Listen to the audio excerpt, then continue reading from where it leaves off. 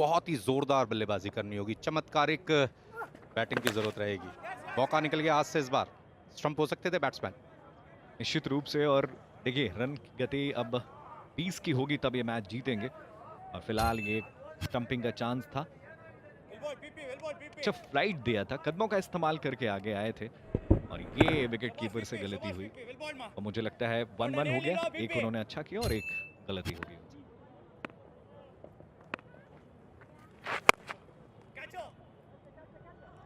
बहुत बढ़िया कैच, बहुत ही चतुराई के साथ गेंद की गति में तब्दीली की थी, बहुत ही स्लो, बहुत ही धीमे तरीके से इस बॉल को रिलीज किया था पेट्रोल ने।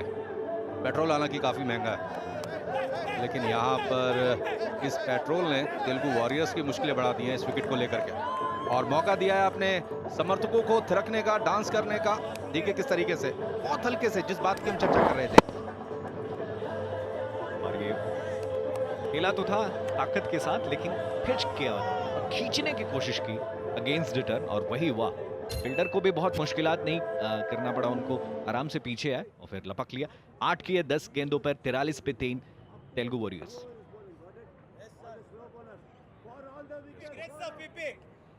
पेट्रोल बहुत किफायती है। सुधीर बाबू आए हैं। ऐसा लगा कि शायद बॉल ग्रिप में से निकल गई थी, और एक बार ऐसा लगा कि शायद डैगनल आए थे, इसलिए उन्होंने अंपायर की तरफ देखा, लेकिन फिर से round the wicket.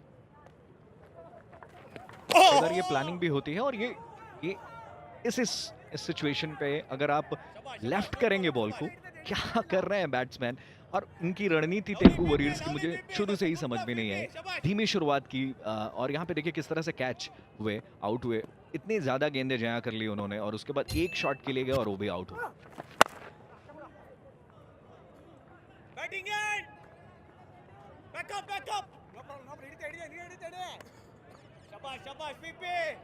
Karnataka bulldozers के कप्तान काफी खुश होंगे, क्योंकि एक रन से कोई फर्क पड़ने वाला नहीं है कर्नाटका बुलडोजर्स के लिए। फर्क पड़ेगा तेलुगु वॉरियर्स के पक्ष में।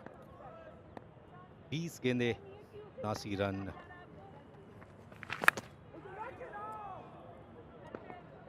अपार्टमेंट क्षेत्र में लेदर लेग्स, और अंत में लेदर को मिली सफलता 4 रन। स्ट्रोक तो बढ़िया नहीं था, लेकिन रन आ गए 4। तो यहाँ पे आप स्क्रीन पे देख सकते हैं पंजाबी भांगड़ा देखने को मिला, क्योंकि ये चौका आया।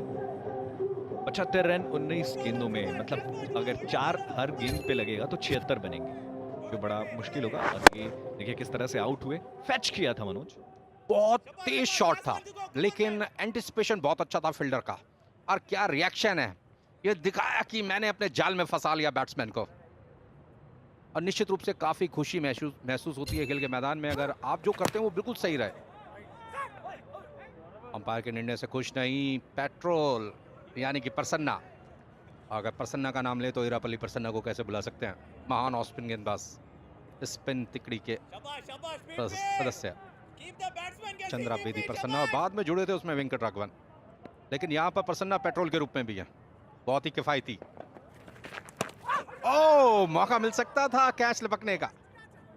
तो इस तरह से 7 के बाद 49 पे 3, कई हिसाब से वो मायने रखेगी, वो भी मैं इस गेंद के बाद बताऊंगा। ये वाइड गेंद मनोज, देखिए अगर आप इस मैच को हारते हैं, आपने एक मैच जीता है तेलुगु ने, तो उनको अपने पॉइंट्स टेबल के हिसाब से रन रेट के ऊपर भी ध्यान रखना चाहिए। इतने रन से अगर आप हारेंगे, 18 गेंदों पे 73 रन, अगर आप 50 या 60 रन से हारेंगे तो फिर मुश्किल हो जाएगा आपका इन करना सेमीफाइनल्स में। और फिलहाल 1 रन के लिए भागते हुए दोनों बैट्समैन लॉन्ग ऑन की दिशा में गई थी गेंद। तो मनोज, कुल मिला के रणनीति मुझे समझ में नहीं है, आपको कुछ समझ में आया तो प्लीज शेयर करें हमारे साथ। नेट रन रेट की स्थिति में हार और जीत दोनों महत्वपूर्ण रहती हैं। कितने रनों से आप जीत रहे हैं वो तो महत्वपूर्ण है ही, लेकिन अगर आप बहुत बड़े अंतर से हार रहे हैं वो भी आपके रन रेट में काउंट होता है, प्लस माइनस में। फिलहाल यहाँ पर मौका मिल सकता था स्टंप करने का, हालांकि बॉल फंबल जरूर हुई थी। एक्शन रिप्ले काफी इंपॉर्टेंट रहेगा। उठाया हाथ में, बिल्कुल यहाँ पर विकेट गिर सकता है तेलुगु वॉरियर्स का। एक और झटका लग सकता है, नींद उड़ सकती है तेलुगु वॉरियर्स की। बिल्कुल उड़ सकती है, और निश्चित रूप से ये आउट होने के कगार पे पहुंच गए हैं, और आउट, जी हाँ, ये इसलिए रन बना के 9 गेंदों पर। स्टंप किया सौरभ ने लूप की गेंद पे उन्हें। यहाँ पर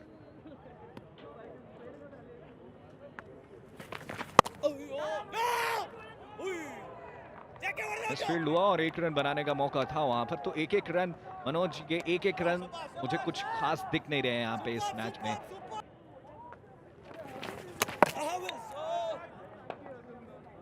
फिर से तीसरे एम्पायर के पास गए हैं, स्टंपिंग की जोरदार अपील हुई वहां पर। फ्लाइट के अगेंस्ट गए थे आगे की तरफ खेलने के लिए और उसके बाद बीट हुए। ये देखिए रिप्ले में साफ जाहिर होता हुआ, थोड़ा सा पीछे से कर रहे हैं गेंद,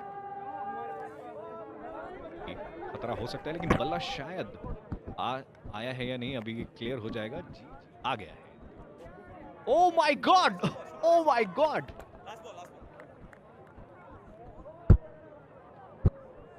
लेकिन ये भी देखना होगा कि नए नियमों के अनुसार कि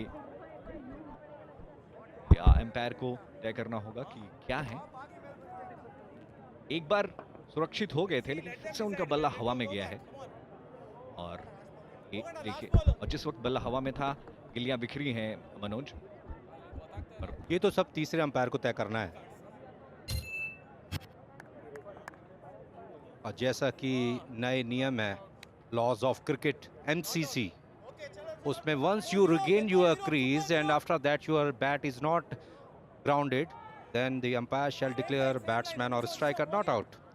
These are the amended rules in the laws of cricket. जैसे आप अधिकतर देखते हैं ना, उड़ता हुआ बैट, रन लेते हुए बैट्समैन अपनी क्रीज में आ गया, क्रीज रिगेन कर लिया, उसके बाद बैट उड़ गया। अधिकतर हम यही शब्द यूज करते हैं, उड़ता हुआ बैट। तो अब वो उड़ते हुए बैट में अगर once you regain your crease तो आप आउट नहीं होंगे, भले ही आपका बैट ग्राउंडेड ना हो। बिल्कुल सही निर्णय दिया था अंपायर ने।